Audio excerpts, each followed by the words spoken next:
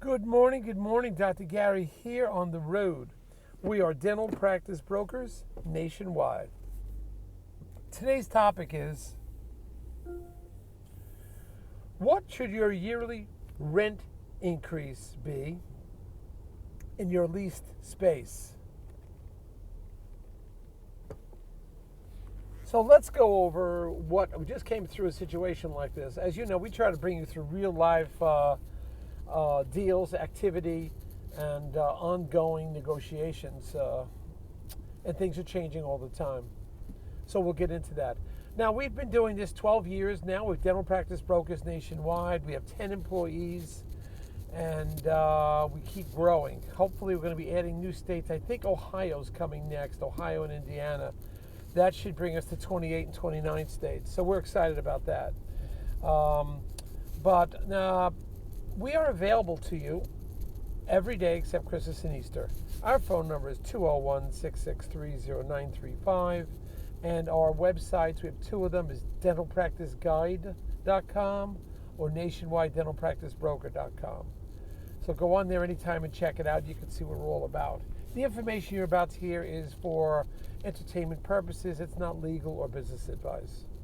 Also, if you're thinking about selling to one of the large DSOs, please call us, because those guys are changing yearly, sometimes every 6 months. If it was a great DSO last year, may be different this year. One of them, for example, is closing offices left and right, and that's a problem. So when you get us involved, we generally work with the various DCOs that do not charge. I don't charge you a commission. They'll pay my commission. So the majority of the time, there'll be no commission for you. And sometimes we get your legal fees reimbursed too at successful closing. So give us a call. I mean, it is so hard figuring out these DSOs because they're changing all the time. So we can help you because we feel we're on the cutting edge because we're in there negotiating. That's how you really find out what a real DSO is all about. When you're at the negotiating table, negotiating contracts for your seller with your dental attorneys, of course. That's the answer. That is the real answer of what the market is. So give us a call on that.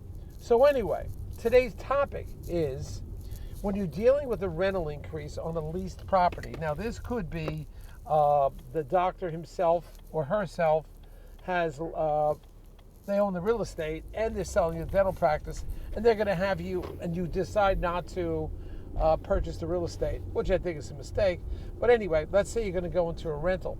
What is the market rate right now for yearly increase? Because you want at least a 10-year lease minimum, and the banks will require that. You got to have at least 10 years. And 10 years flies by. You should try to get 10 years plus a couple of options at your option to extend it. So right now, we have a deal that the seller was going to rent the real estate and sell the practice, and the seller wanted CPI increase every year. We're like, wait a minute, forget that. CPI is about 8% right now. CPI is Consumer Price Index. It's 8%. Could you imagine going up 8% on your lease? The norm is about 2.5%, 3% right now. You're in fall of 22. So that's your norm right now. But that's where you need your dental attorneys and so forth to jump in there and help advise you. So CPI out of the question. The seller's attorney brought it up, and we're like, no way. You had to be fair to the buyer also. So you don't want to lose the deal either. You're giving an outrageous rent.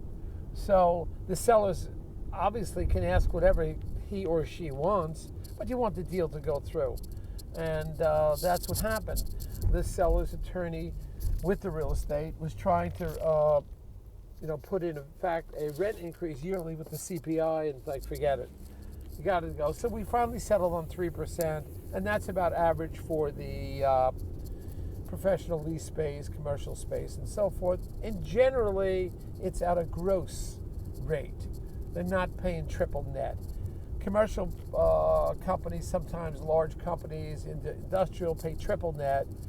That's it, paying taxes, the increase, the real estate, and all that, snow plowing. Generally for dental, it's a gross lease. Maybe you'll pay some maintenance, which involves exterior lighting and the snowplow removal. Or you might pay the increase of the real estate taxes, just the differential. If the real estate taxes go up from $8,000 to $8,800, you'll pay a portion of that $800 increase. That's the differential.